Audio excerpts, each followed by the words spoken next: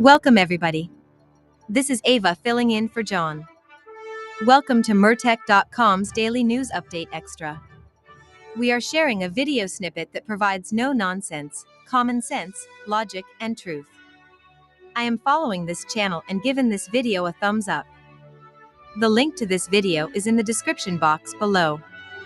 Please follow Mertech on Rumble. Give me a thumbs up and share this information far and wide. This great news update will begin momentarily. Thank you and may God bless.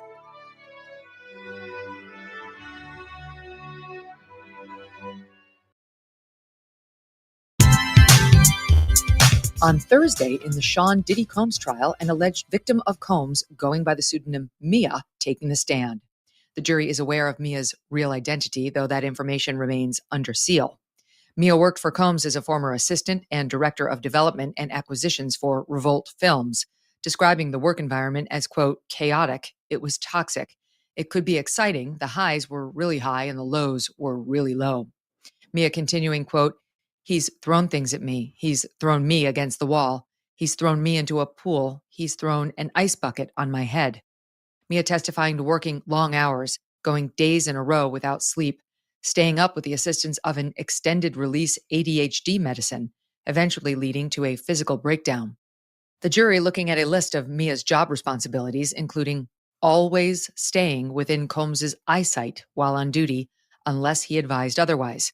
Mia saying she was not allowed to leave Combs's house without permission, nor was she allowed to lock her door when she stayed in his homes. Combs would often berate her and threaten her job. The witness saying she developed a close relationship with star witness Cassie Ventura. Mia describing Ventura's relationship with Combs as toxic, saying Combs always made the final decisions regarding Ventura's career. Mia saying Combs would dictate when and where she was allowed to hang out with Ventura, saying she was supposed to be keeping tabs on Ventura. The witness testifying that if they did something without Combs's permission, quote, punishment was typically unpredictable, but pretty terrifying. Mia testifying she often witnessed abuse in the Ventura-Combs relationship, describing an incident previously addressed in court by Ventura. Mia was with Ventura and stylist Deontay Nash, who has also testified, at Ventura's apartment when Combs showed up angry and began attacking Ventura. Mia thought Combs was going to kill Ventura. The witness saying, quote, me and Deontay immediately jumped in and tried to stop it. We were both just trying to get him off of her. At some point, he had Deontay in a position where I was scared he was going to kill him, and I jumped on his back. He threw me against the wall so quick and so easily, and I realized we were in real danger. The violence ending with Combs slamming Ventura's head on the bed frame, splitting open her forehead just above her eyebrow. The witness attesting to many more instances of violence by Combs, saying she did not report any of them to the police because she, quote, believed that Puff's authority was above the police. This was a period where years and years before social media or Me Too or any sort of example where someone had stood up successfully to someone in power, such as him. Mia recounting that Combs sexually assaulted her multiple times while she was his employee, saying she was first victimized by him just a few months after she began working for him in 2009 at his birthday party held at a Plaza Hotel penthouse. Combs allegedly calling Mia into the kitchen, clearing out everyone else. Mia says he told her she was doing a great job. He then poured each of them 2 shots of alcohol. The shots affecting Mia more than usual, she said, and shortly afterward, saying Combs began kissing her and placing his hand up her dress. Mia testifying that the next thing she remembers is waking up in a chair in the meeting room of the penthouse, unable to remember how she got there. Mia describing another night waking up in her room in Combs's LA house with, quote, the weight of a person on top of me. The witness testifying to feeling, quote, terrified and confused and ashamed and scared, telling prosecutors through sobs that she did not want to have sex with Combs. Mia says she never told Ventura about it. Her testimony will continue later today. Exotic dancer Sheree "The Punisher" Hayes speaking out on Wednesday to CNN about his role in the so-called freak-offs and his experience in the Combs trial. Last week, Hayes testifying that he was originally hired to dance for a bachelorette party at the Trump International Hotel. When Hayes arrived there, he was greeted by Ventura, who had booked the dance under a fake name. Hayes testifying that Ventura asked if he would be comfortable creating a sexy scene for her husband to watch, with the husband being Combs. Hayes saying he was paid $2,000 for the encounter, going on to participate in 8 to 12 more sessions with Ventura and Combs, never witnessing any kind of violence. Hayes here describing to CNN how it felt inside the courtroom. I thought going into it, I was pretty prepared and confident, but literally when I walked in the room, I got complete anxiety. Like my entire body was shaking. Whatever I envisioned or what I thought, because obviously you can't see anything, it was the tension and the magnitude of the moment was much, much deeper. So it was to some degree terrifying. Like I just could not, whatever I envisioned, it was just so much more that I was not mentally prepared. Throughout testimony, Hayes describing many interludes with Ventura, asked by CNN whether he had any with Combs during the so-called freak-offs, Hayes responding, No, actually, not one conversation, not even eye contact. Really? Yeah. Did that surprise you? Well, it was told to me immediately, like on the first encounter, that I was instructed to not look at him, not acknowledge him, not have any interaction. On the question of what he would say to Ventura now, if given the opportunity, Hayes responding, I would apologize because I had no idea, no indication what she was going through. And if, obviously my involvement kind of furthered her suffering, so just me knowing that as a man, being raised by a single mom and a grandma, just the thought of partaking in a scenario where a woman is possibly being abused is tough to hear. So, I would just apologize to her and, tell her that I was really remorseful and regret if I contributed to a bad experience for her. Coming up, the State Department announcing a crackdown on Chinese student visas, and FBI Deputy Director Dan Bongino slams former FBI Director James Comey over a social media post. It was not supposed to get this bad. You were on top of your bills and then inflation hit. Been there. Groceries, gas, everything shot up, and now prices are up 26% from just a few years ago. 26%. It's not necessarily your fault if you have fallen into debt. Let me share a smarter, faster, far easier way out of debt. It's called Done With Debt, and they are not like other debt relief companies. They don't push loans or bankruptcy on you. Done With Debt has legendary negotiators who go head-to-head with your credit card and loan companies. They have one goal: to drastically reduce or eliminate your debt altogether. They move lightning fast. Most clients see more money in their pocket month one. But a word to the wise: hurry, because some of their debt erasing strategies are time sensitive. Consider talking to a Done With Debt strategist before you make another bill payment. It's free.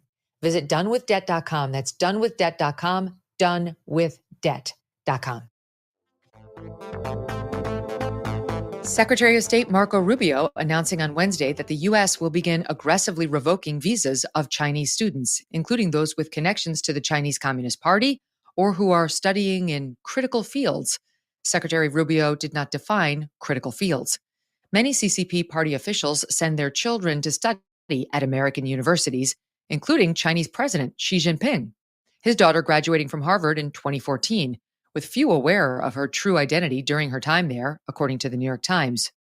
A report published by the State Department and the nonprofit Institute of International Education says about 277,000 Chinese nationals studied in America during the 2024 academic year. 277,000, the second largest group of international students after India. According to the Assistant DHS Secretary Tricia McLaughlin, China accepting just 800 U.S. students in the same time period. In response to Rubio's announcement, a spokesperson for the Chinese Foreign Ministry saying, quote, "The U.S. uses ideology and national security as a pretext to revoke Chinese student visas. It is fully unjustified." The spokesman continuing on to say, quote, "This politically motivated and discriminatory move exposes the U.S. hypocrisy over freedom and openness. It will further damage the image and reputation of the U.S. itself." In 2018, then FBI Director Christopher Wray answering a question in a Senate Intel hearing from then Senator Rubio about the counterintelligence risk posed by Chinese students. I think in this setting, I would just say that the use of non-traditional collectors, especially in the academic setting, whether it's professors, scientists, students, we see in almost every field office that the FBI has around the country. It's not just in major cities, it's in small ones as well. It's across basically every discipline. And I think the level of naivete on the part of the academic sector about this creates its own issues. They're exploiting the very open research and development environment that we have. It's not just the intelligence community, but it's raising awareness within our academic sector, within our private sector as part of the defense.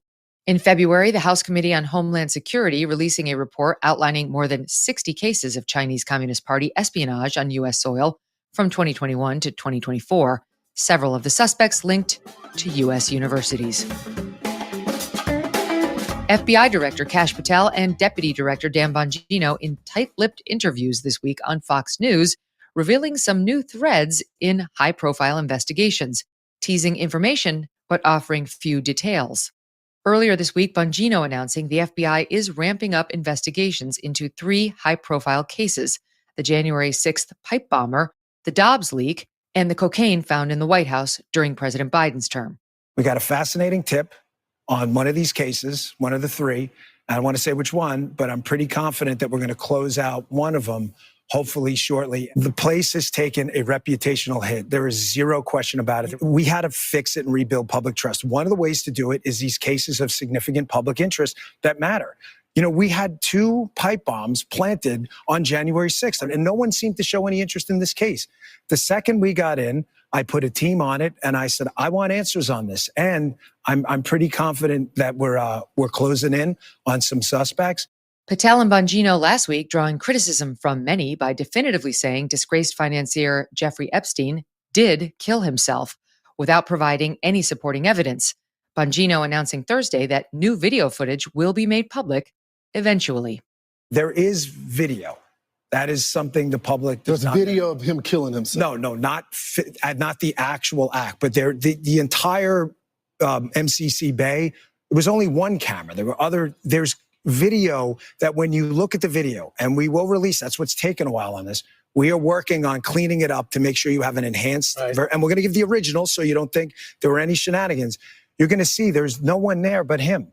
Right. There's just nobody there. So I say to people all the time, if you have a tip, let us know. But there's no DNA, there's no audio, there's no fingerprints, there's no suspects, there's no accomplices, there's no tips, there is nothing. If you have it, I'm happy to see it. There's video clear as day. He's the only person in there and the only person coming out. You can see it. Bongino stopping short of naming a specific date by which the footage would be released. Both Patel and Bongino slamming former FBI Director James Comey for wading into politics by posting a picture on his social media of seashells arranged to resemble the numbers 8647, 86 being a common reference to killing and 47 a likely reference to President Trump. Comey denying across multiple media appearances promoting his new thriller novel that he had any idea that 86 could refer to killing, saying he just thought it meant canceling or removing something. In the wake of the incident, many Comey supporters posting similar 8647 messages to their own social media. On Wednesday, Director Patel warning the trend is pulling FBI resources away from real threats. Do you know how many copycats we've had to investigate as a result of that beachside venture from the former director? Is that right? Do you know how many agents I've had to take offline from chasing down child sex predators, fentanyl traffickers, terrorists? Because everywhere across this country, people are popping up on social media and think that a threat to the life of the president of the United States is a joke and they can do it because he did it. That's what I'm having to deal with every single day. And that's what I'm having to pull my agents and analysts off because he thought it was funny to go out there and make a political statement. On Thursday, Deputy Director Bongino going a step further. Of all the things that have surprised me in the close to now 3 months I've been here is the depravity of Jim Comey. This man is a disgrace to the badge, the FBI, and the country. We have wasted countless man hours now running out tips to our tip line about people putting 8647 because of Jim Comey, because he cannot control himself and his emotions. He is a child. He is a big child. And that'll do it for your AM update. I'm Megyn Kelly. Join me back here for the Megyn Kelly Show, live on SiriusXM Triumph Channel 111 at noon East, on youtube.com/Megyn Kelly, and on all podcast platforms.